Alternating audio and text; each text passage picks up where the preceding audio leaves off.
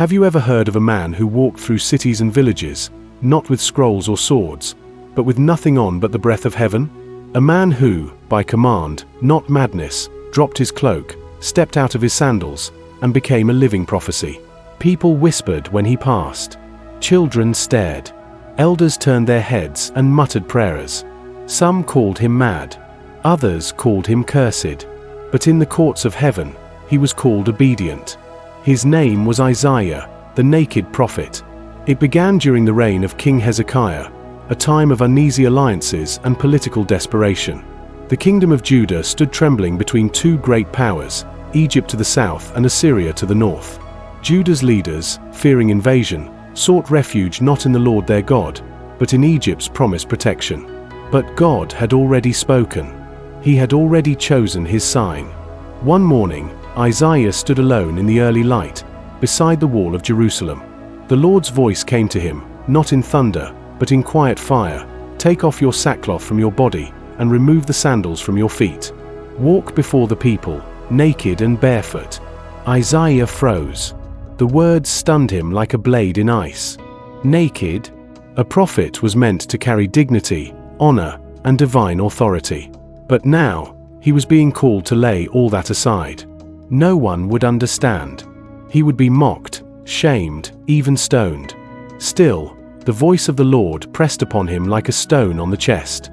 And so he obeyed. The first steps were agony. His feet, accustomed to soft leather, felt every pebble. His back burned beneath the rising sun. His heart raced with dread as he passed market stalls and watchmen. A mother gasped. A merchant spat. A child pointed. But Isaiah said nothing. He walked. He walked past the palace walls, past the elders at the gate, past the temple steps. And each time someone jeered or stared, he remembered the Lord's voice. You are a sign. Soon, the whispers began to grow into rumors. Isaiah has gone mad, some said. No, he has been cursed, others insisted. Priests questioned whether he should be allowed near the temple. Nobles refused to meet his eyes.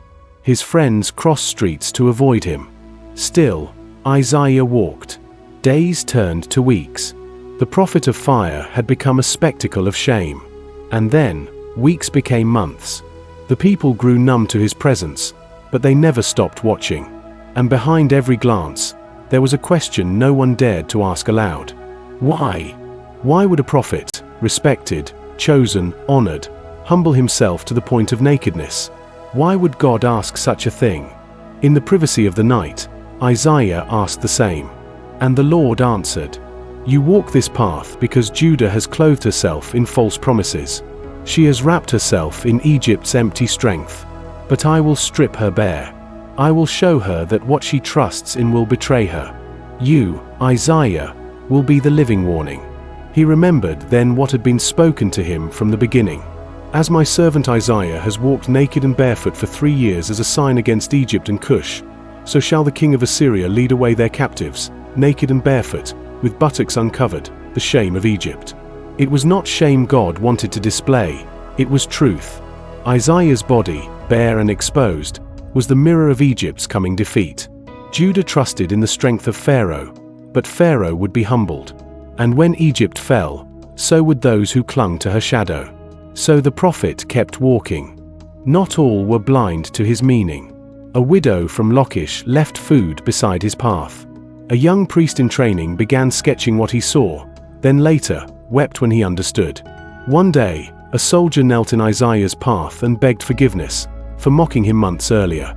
But Isaiah never spoke of himself. He never explained. He only walked.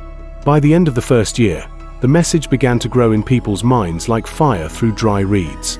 The priests could no longer ignore him. The king's advisors grew uneasy. If Isaiah's warning was true, Egypt would soon crumble, and Assyria would show no mercy. The second year brought rumors from the south. Egypt had lost a battle near the Nile. Cushite allies were retreating. Assyrian spears glinted on the horizon. The king's confidence wavered. Yet still, Isaiah walked. The third year brought terror. Egypt had been routed. The mighty warriors of Cush were led away in chains. Prisoners, young and old, were dragged barefoot, exposed, humiliated, just as Isaiah had been. Suddenly, the prophet's message was clear. Judah, which had scoffed at his silent preaching, now saw the truth. The alliance had been a lie, and they had ignored the warning. Isaiah's nakedness had been their mirror. And then, one morning, exactly 3 years to the day, Isaiah clothed himself once again. He put on a plain robe, cinched his sandals, and stood in the city square. This time, people came willingly. He spoke for the first time in 3 years. So shall the strength of men fail those who trust in them. But blessed is the one who trusts in the Lord. The silence was thunder. The prophet walked away, not as a madman, but as a man who had walked through shame to reveal a deeper truth. Not all believed, but none could forget. The naked prophet had become a sign to generations. Sometimes, God does not shout from mountains. Sometimes, He strips away everything so we can see what truly remains. Isaiah had worn no clothes, but he had carried the weight of heaven. Years had passed since Isaiah had walked through the streets, naked and barefoot. The event had faded into memory for some, but for others, it was branded on their souls. He had not uttered a single word during those 3 years, and yet his silence screamed louder than any trumpet in the temple. But the true burden of those years had never left him. One quiet evening, Isaiah sat near the wall of Jerusalem, gazing out at the wilderness. The same wall he had once walked beside, barefoot, scorned. His robe now covered him, but inside, the weight remained. Not of shame, but of obedience. He remembered the moment the Lord had first spoken. The feeling of terror, disbelief. And yet, he had obeyed. He had given up his pride, his comfort, even his reputation.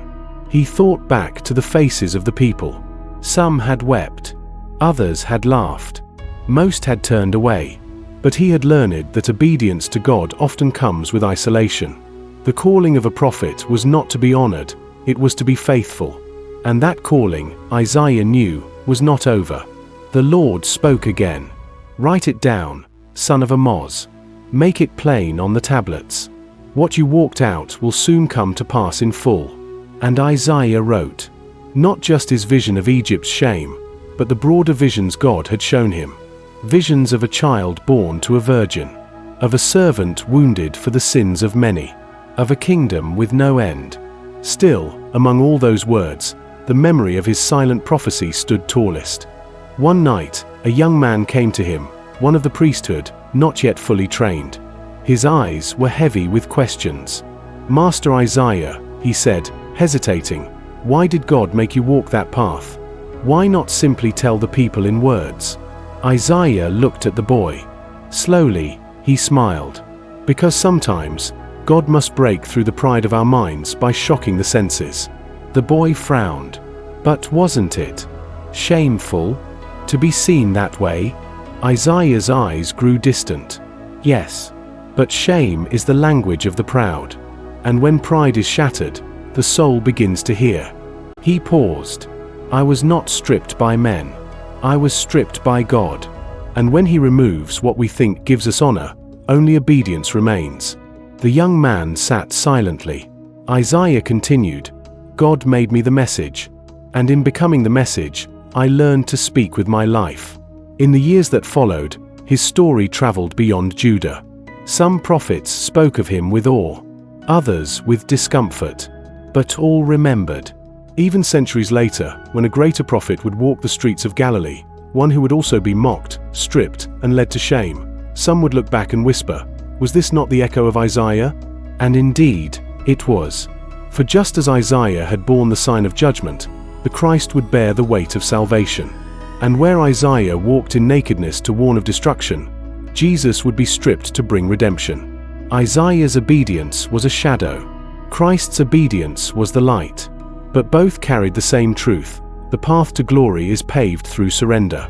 The greatest message is often wrapped in weakness. And when God calls, He does not always explain. He simply says, go. And blessed is the one who obeys. The story of the naked prophet is not one of disgrace. It is one of honor. And it still speaks today. To every believer tempted to hide behind comfort. To every prophet afraid to look foolish. To every soul wrestling between reputation and obedience. Isaiah walks beside you, barefoot, unashamed, and clothed in the approval of heaven. Make sure to subscribe for more interesting Bible stories like the naked prophet. Thank you.